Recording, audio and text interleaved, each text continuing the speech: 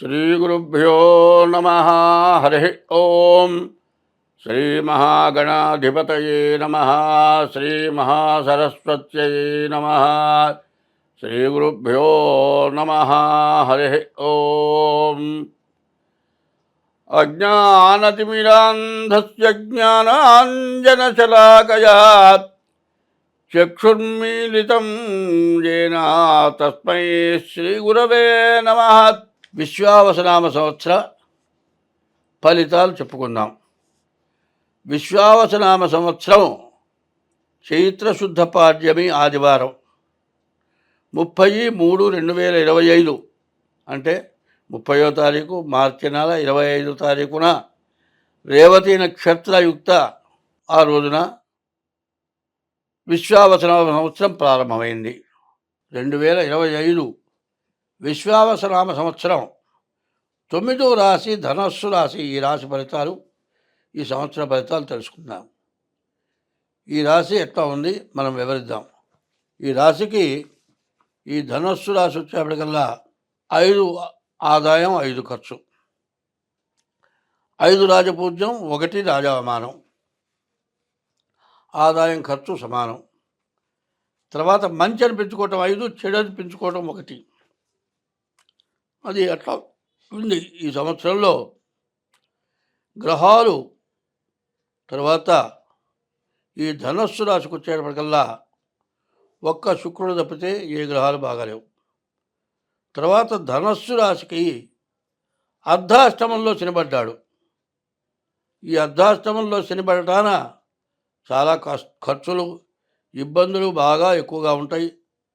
ఆదాయాన్ని మించిన ఖర్చులు ఉంటాయి, కష్టాలు ఎక్కువగా ఉంటాయి.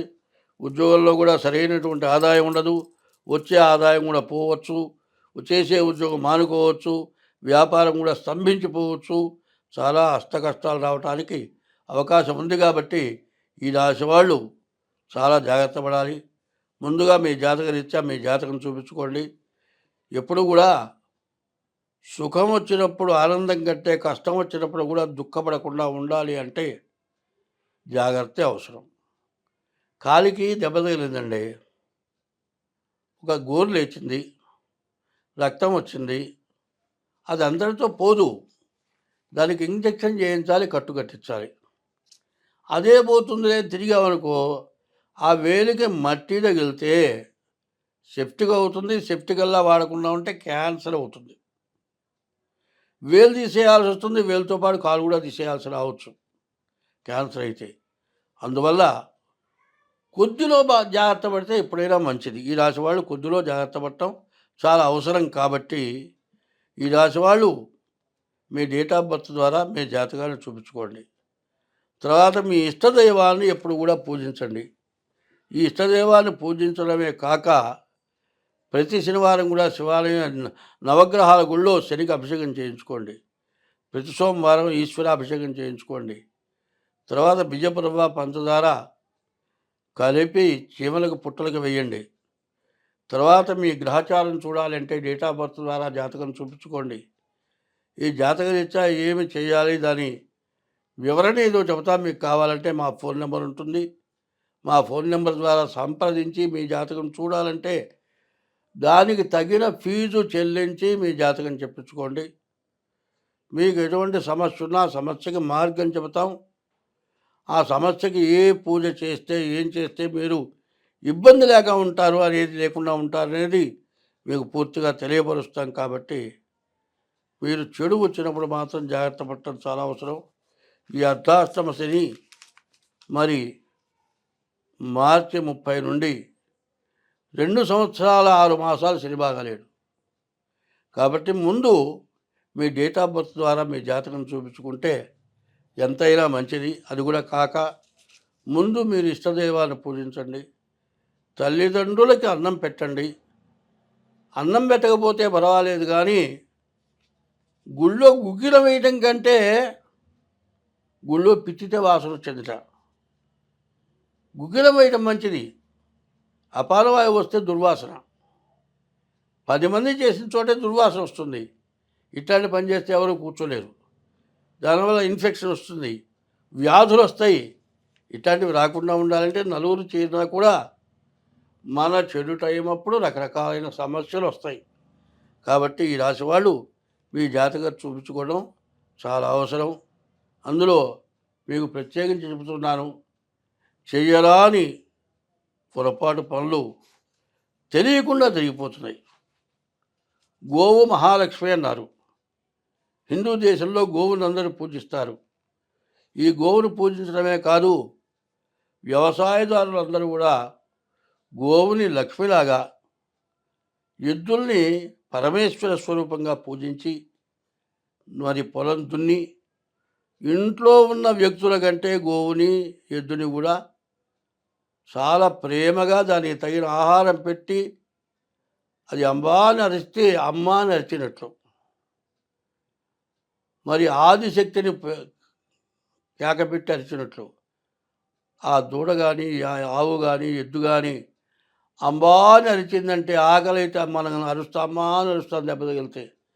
ఆవు కానీ ఎద్దు కానీ దూడ కానీ అంబా అని అరిచిందంటే దానికి ఏదో బాధ ఉంటేనే అరుస్తుంది. పెంచే చోటే కాదండి, మన వాకిళ్ళలోకి వచ్చి కూడా ఆకలి పుట్టి నోరు లేక అంబా అని అరుస్తున్నాయి. అంబ జగదంబ అని ఉంది. సాక్షాత్తు పార్వతీదేవి ఆమె, మహాలక్ష్మీదేవి ఆమె.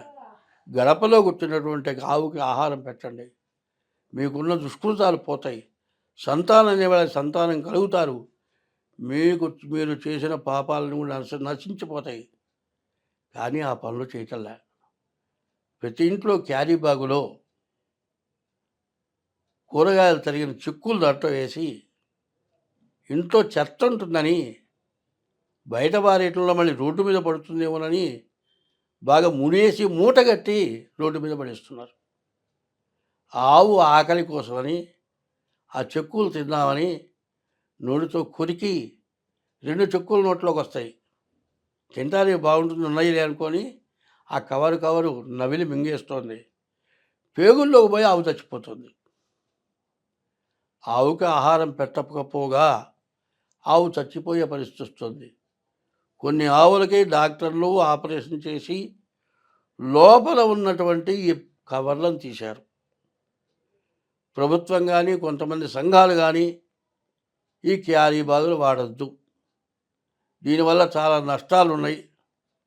కాఫీ పోస్తారు, టీ కాఫీ కప్పులు, ఆ ప్లాస్టిక్ కప్పుల్లో బాగా వేడి కప్పులో టీ పోస్తే ఆ ప్లాస్టిక్ కడుపులోకి పోయి క్యాన్సర్ వస్తుంది. నేను చెప్పింది నిజమో అబద్ధమో క్యాన్సర్ డాక్టర్ని అడగండి. ఇటువంటివి జరగటానికి ఏంటి? గ్లాసు కడుక్కోవటానికి బద్ధకమా? గ్లాసులు మానేసి డిస్పోజల్ గ్లాసులు వాడటమా? డిస్పోజల్ విస్తళ్ళు వాడటమా? ఈ కవర్లన్నీ రోడ్డు మీద పారేయటమా? ఇవన్నీ ఎంత పాపం చేస్తున్నారు చూడండి. ఈ ధనస్సు రాశి పరిస్థితి బాగా ఆలోచిస్తే పూర్తిగా క్రిటికల్గా ఉంది. ఉన్న గ్రహాల్లో ఎన్ని గ్రహాలు బాగున్నాయంటే ఒక్క గ్రహమే బాగుంది, మిగతా గ్రహాలు పూర్తిగా బాగా లేవు. దానివల్ల బాగా సమస్యలు ఎక్కువగా ఉంటాయి. ఎందుకంటే ఈ రాశి వాళ్ళు ముందుగా జాగ్రత్త పడి మీ జాతకం చూపించుకోవడం చాలా అవసరం. ఇట్లా జాతకం చూపించుకొని ఒట్టి జాగ్రత్తగా చూపించుకోవడమే కాదు, దానికి పరిహారాలు ఉంటాయి. ఆ దోషాలు పోవడానికి పరిహారం కావాలి. దెబ్బ తగిలిందండి, సెప్టిక్ కాకుండా ఇంజెక్షన్ చేస్తాడు. తర్వాత మందు మానటానికి పెయిన్ తగ్గటానికి ఇస్తాడు, కానీ దాంతోపాటు యాంటీబయాటిక్ ఇస్తాడు. దానివల్ల పుండు మానుతుంది. అట్లాగే దీనికి బాగుండలేదు కదా, మన గతి ఇంతే అని అనుకోవాల్సిన అవసరం ఎప్పుడూ లేదు. మనం క్షమార్పణ ఎప్పుడూ ఉంటుంది. కాబట్టి మీ యొక్క జాతకానికి రెమెడీ ఏం చేయాలి, డేట్ ఆఫ్ బర్త్ ద్వారా జాతకం చెబుతాం, చెప్పిన తర్వాత రెమెడీ చెబుతాం, ఆ రెమెడీ మేము చేయిస్తాం. మీరు కావాలంటే డేట్ ఆఫ్ బర్త్ ద్వారా మీరు జాతకం చెప్పించుకోండి, మీకు అన్ని విధాలా బాగుంటుంది. ఈ రాబోయే విశ్వావసనామ సంవత్సరం, కొత్త సంవత్సరంలో ప్రత్యేకమైనవి, ముఖ్యమైనవి, వినాల్సినవి, పాటించాల్సినవి ఉన్నాయి. అవి చాలా కొద్దిలో ముఖ్యంగా చెబుతూ ఉన్నా. రాజకీయంలో సమస్యలు బాగా ఎక్కువగా ఉన్నాయి. రాజకీయ నాయకులు ఎవరు కూడా ఒక పద్ధతిలో నిలబడే లక్షణాలు లేవు. రాజకీయ పరిపాలన చేయటానికి పరిపాలకులకి సమస్యలు ఎక్కువగా ఉంటున్నాయి. మిగతా మెంబర్స్ కానీ, మంత్రులు కానీ స్వార్థం కోసమని సమస్యలు తెచ్చిపెట్టే లక్షణాలున్నాయి.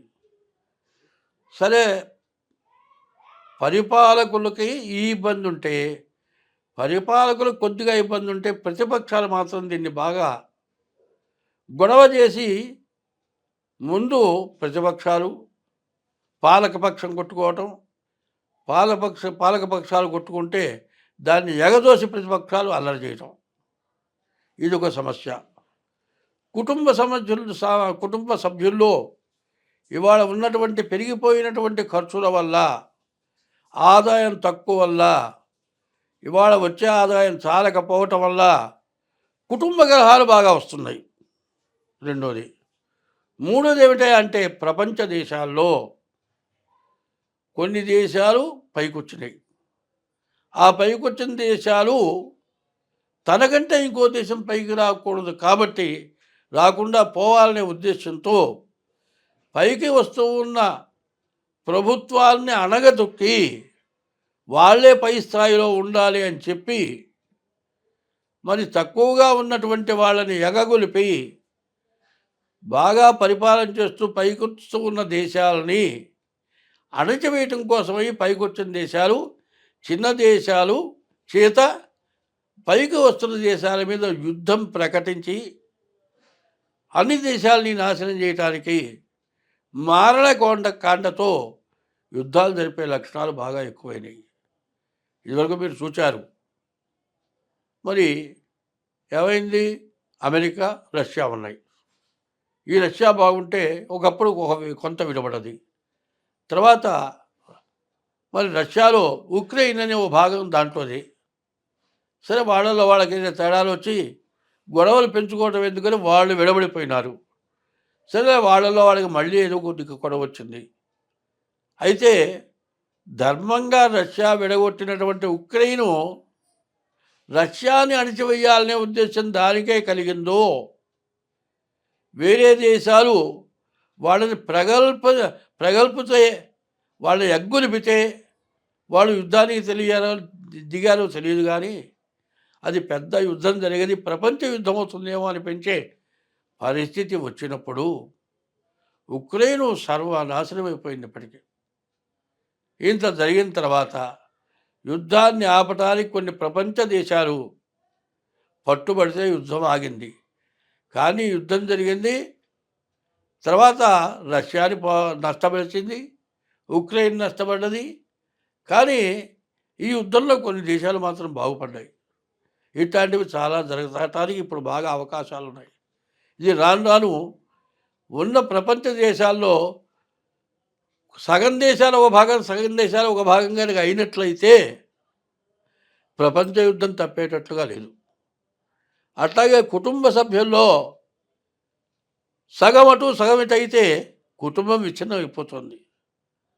మన భారతదేశంలో పరిపాలకుల్ని అణచివేయటానికి ప్రతిపక్షాలు ఇబ్బంది పెట్టడమే కాక, పాలకపక్షంలో ఉన్నటువంటి కొంతమంది మంత్రులు కానీ, నాయకులు కానీ వాళ్ళ స్వార్థానికి వాళ్ళకి తగినటువంటి ఆదాయం లేకపోవటం వల్ల పాలకపక్షంలో రెవల్యూషన్ వచ్చి పాలకపక్షాన్ని పనియటానికి ప్రయత్నాలు జరిగి ఇట్లాంటివి రకరకాలైన నష్టాలు రావడానికి బాగా అవకాశం కనపడుతోంది. కాబట్టి ప్రకృతి విపత్తులు బాగా రావటానికి, విపరీతమైన వర్షాలు, విపరీతమైన ఎండలు, నదులు పొంగటం, మునిగిపోవటం, మరి పంటలు నాశనమైపోవటం, తినటానికి తిండి లేక ఇబ్బంది పడటం, పండిన పంట చేతికి రాకపోవటం, కష్టపడేవాడికి అంతా కష్టం చేసి పెట్టుబడికి కూడా తగినటువంటి ఆదాయం పెట్టుబడిలో సగం కూడా రాకుండా ఇబ్బంది పడటం, పరిపాలకులు సహాయం చేయలేకపోవటం, ఇట్లాంటి సమస్యల్లో ప్రపంచ దేశాలను కూడా కొట్టుమిట్టాడుతున్నాయి. మన దేశానికి కూడా అట్లాంటి ఇబ్బందులు వచ్చేటట్లుగా కనబడుతూ ఉన్నాయి. మన దేశం బాగా పైకి వస్తున్నది. ఇట్లాంటి టైంలో మన ఇబ్బందుల్ని ఇంకా అధికం చేసి ఇంకా కొంతమంది మనల్ని పడగొట్టడానికి సిద్ధంగా ఉన్నట్టుగా కనబడుతోంది. కాబట్టి పాలకపక్షం, ప్రతిపక్షం, ప్రజలు బాగా ఆలోచించుకొని అందరూ మంచిగా ఉంటే మనం అందరం బాగుంటాం. అందరూ సుఖంగా ఉంటాం. స్వస్తి.